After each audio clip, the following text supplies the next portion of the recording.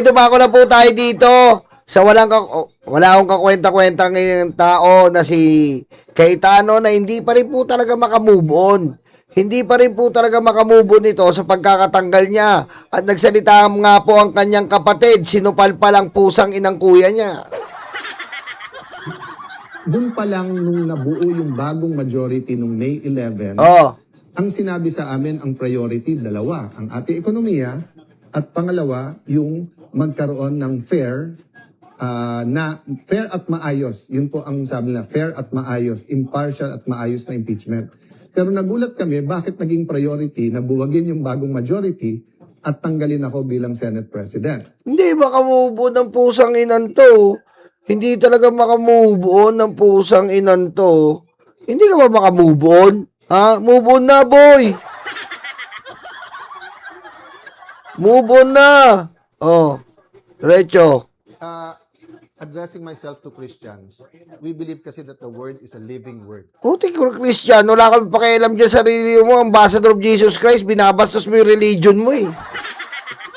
Parang buwan-buwan, minsan mas madalas pa may news ng heinous crimes o napaka-violent na crimes o napaka-karumal-dumal na krimen na hindi natin ma-explain. Ang problema nga, nanonormalize. So, and then na-explain, kaya normal kasi nga, yung shabu really causes violence. But hindi talaga pwedeng ma-normalize yung shootings, killings sa school. Hindi dapat ma-normalize ang kahit anong klaseng abuse sa churches at lalong-lalo na po sa bahay. So the reason po that we're more sensitive when it is schools, churches, or home is because this is the place where children should be safe. Di ba? Sa bahay, kasi nga, bahay mo yun eh. Di ba? Sino pang magmamahal sa'yo sa mundong ito, aside from God, kung hindi pamilya mo? Nanay mo, tatay mo, mga kapatid mo, kung sino man nasa bahay. Di ba? Church din, di ba? Why do you go there? You go to church because all religions teaches there's something higher than us. There's the spiritual world. At mahal ka ng Diyos. So, maging pastor yan, maging imam, maging ministro, maging pastor, kung may abuse, whether masyadong stricto at napalo kang na-injure ka or whether it's sexual abuse, it's unacceptable. And then, of course, school. Because we send our children to school para nga mag-develop sila eh. Ang number one resource natin is not oil or gas or gold or livestock, di ba? It's Alan, ang ingay mo, hindi ka mahal ni Papa Jesus.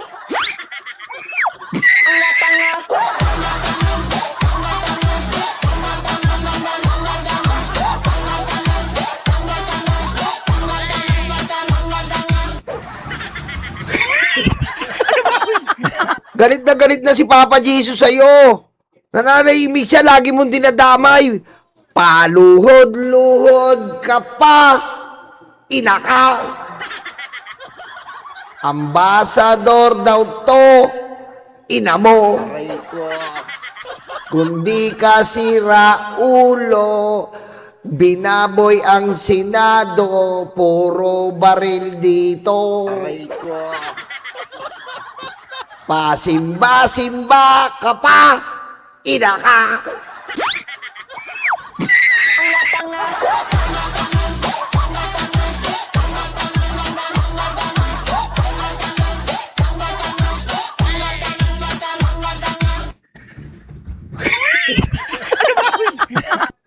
Diba? So, napakaraming leads. So, ang question lang, gagawin natin ba to o hindi? O, bakit ko to inuugnay sa impartial hearing? Kasi, kung ang gusto ng administrasyon, kalimutan muna natin lahat ng ibang corruption, impeachment muna kasi importante ito. Then that's selective justice, di ba? Then that's discriminating, meaning any other corruption, okay na lang sa atin. Basta dito na lang kasi why? So I mean, I won't go into the reasons, obvious naman, di ba? So we have the rest of this week, we have next week. Why not call a Blue Ribbon hearing?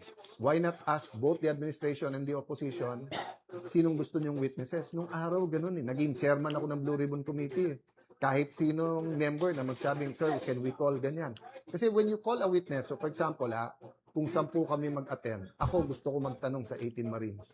Eh di, oras ko yun eh. Di ako magtatanong doon. Ngayon, may nasabi silang hindi sang-ayon. O di, magtanong sila. Kaya nagtataka nga ako kay Senator Erwin, ba't nagko-comment pa about the 18? Eh sabi niya, mag-inhibit siya. At si Senator Pangilinan na dapat ang mag-hearing dyan.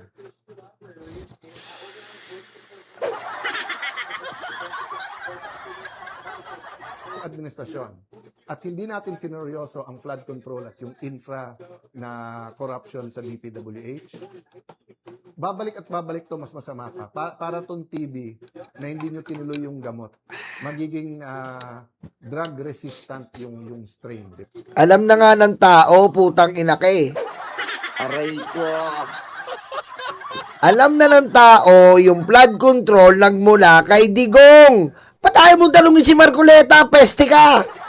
Aray ko. Disturbing. Ha? Ina ka, ang ingay mo. Patay mong talungin si Marcoleta. Oh. Oh, papakitaan kita ha. Oh, eto talungin mo si Marcoleta, oh. Putang ina ka eh. Ayan oh. Oh. Ayan ang tanongin mo si Marcoleta, oh. Dahil kasama siya, ayan oh. Tanga ka talaga eh. Ayan oh, gago ka eh. 3 billion sa construction trading bank at Oh. 36 projects. Ayan, talongin mo si Marcoleta, oh. 2019 yan, expose ng flood control. Tanga! Aray ko. Ginagago mo yung taong bayan, eh. Ayan si Marcoleta, oh. Tingnan mo yung piluka niya, oh. Short pa. Aray ko. Ayan, oh. Mini pa lang yung piluka niya, mini. Ito yung expose ni Andaya sa flood control. Ba't di mo tanongin yon? Anak ng butete ka pala eh. Oh. Oh, diretso natin. Busog ako doon ah. Diba? So, parating sinasabi po yun pag tinitreat yung tuberculosis na kailangan, kahit maganda na pakiramdam mo, kailangan mong tapusin yung gamot. Hindi pwedeng sa pangatlong buwan, medyo maganda na pakiramdam mo. Hindi. Ganun din po sa... Kaya nga si BBM ang tatapos. Si BBM ang tatapos. action. Minsan lang tayo malingat dyan, mabibinat tayo na mas malaki pa. Nangyari na eh. From Napoles to flood control, grabe po. Diba? So, having said that, I just want to mention this. We can't keep saying change, then we just change administrations, change presidents, change ombudsman, change Senate president. We have to change the political culture. We have to change our values. We have to change the foundations, no, of what we call governance and values sa governance. So, I'm inviting everyone, total marami na tayo sa page na to. Kung may ideas po kayo, let's put together a Philippine agenda. I think yun po yung mali eh, from EDSA 1 until present. Na kapag ka gusto natin ng revolusyon, inaano natin tao, sama-sama na tayo, magkaisa tayo, sama-sama na tayo. Pero pagka napalitan na ng leader, kami leaders, kami na lang magde-decide. So I think if we want a real change, first we have to ask God, Lord, anong masamang ginawa at anong... Anong gusto mo, revolusyon? Para nagtatawag ka ng revolusyon. Aray ko. Number 2, we have to do it together. So, special mention ko lang yung Tindig Pilipinas. So, 'di ba, yung grupo nila Kiko D. Okay, tama, pati po yung ito po maganda to ah. Pati po yung apo ni Cory. Yung apo po ni Cory, sinabi pa. Aray ko. Ah. Nag-file sa ombudsman, so na-receive namin today. Kausapin ko pa lawyers ko, pero alam ko na, sinabi ko na sagot ko dyan. But I just want to congratulate them for doing the job for the administration. Tingnan mo, tanga-tanga. Yung apo nga ni Cory ngayon, laging binabanata si BBM eh. Di ba? Laging binabanatan si BBM, resign Bongbong Marcos. Paano kaaliado ng administrasyon? Aray ko. Hindi lang kasi matanggap nila, hindi matanggap po ng mga ibang taong bobo na katulad ni Cayetano na pwedeng magsama-sama ang politika ng maayos. Yan ang gusto ni BBM. Pinagsama-sama kahit sino ka, basta maayos. Walang kulay, basta tutulong ka sa bansa. Hindi nila matanggap yon na si BBM, hindi nakikita ni BBM ang kulay. Hindi nakikita ni BBM ang kulay. Kaya nga, napakagaling na presidente nito eh. Sila gusto nila, magtanim ka ng hate sa tao. Aray ko. Di ba? Magtanim ka ng hate sa tao. Huwag mong kalimutan na galit ka sa kanya. Hindi po ganon. Di ba? Itigil mo yung pansariling kapakanan. Yung kapakanan ng taong bayan, ang isipin mo. Si Cayetano, gago po to eh. Puro kapakanan niya ang iniintindi niya. Puro pagka-Senate President niya iniintindi niya. Hindi niya inabsinan niya yung session ng 3 araw para maprotektahan niya ang putang inang Senate Presidency niya.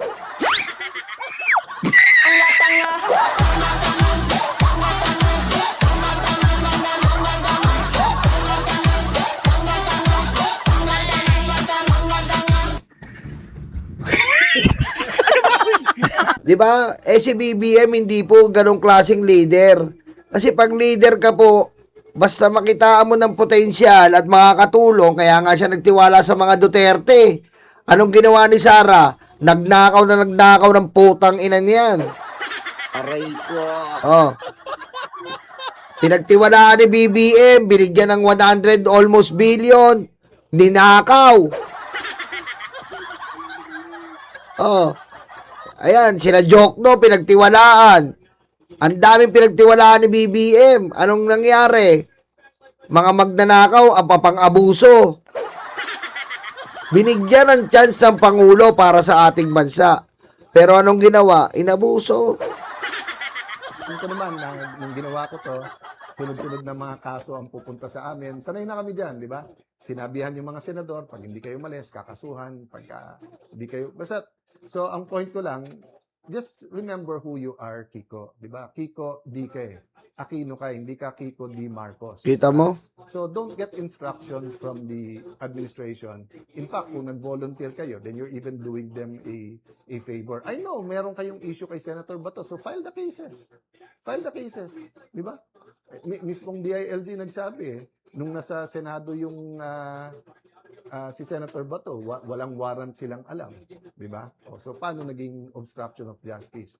But I'll end there because I want to just spend a little bit of time to remind you what my dad stood for. No? So, maraming nagpo-post at nagpapasalamat naman ako sa lahat. Pakinggan nyo ha, kung ano daw kung gaano kakupal si Cayetano, ito na. And my dad was a fighter.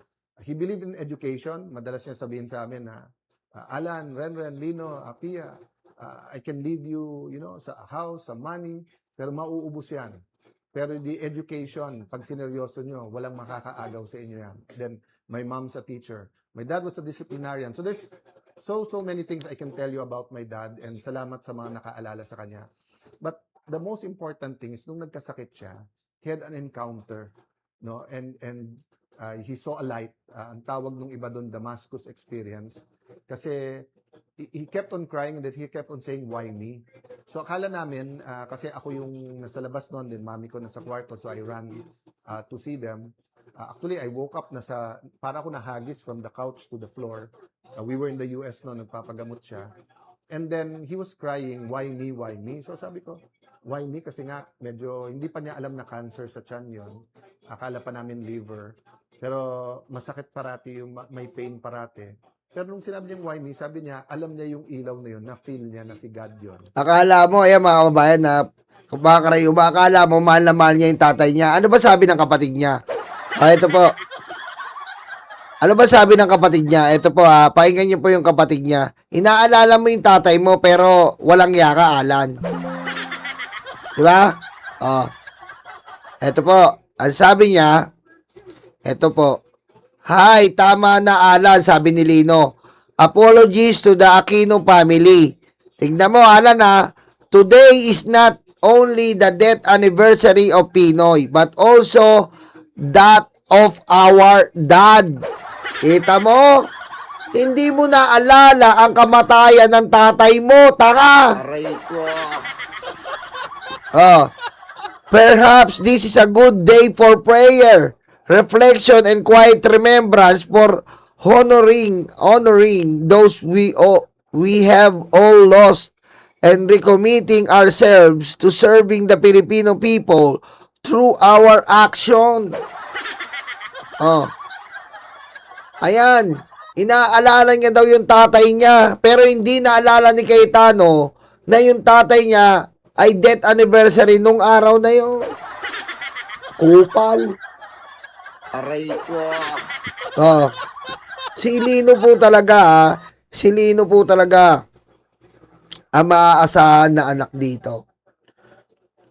Wala po siyang pag-aambot na ibigay ang kanyang liver para sa kanyang ama. Yun po talaga ang anak. Diba? Inaalala mo yung tatay mo pero tinatakwil mo yung kapatid mo. Tanga ka. Aray ko.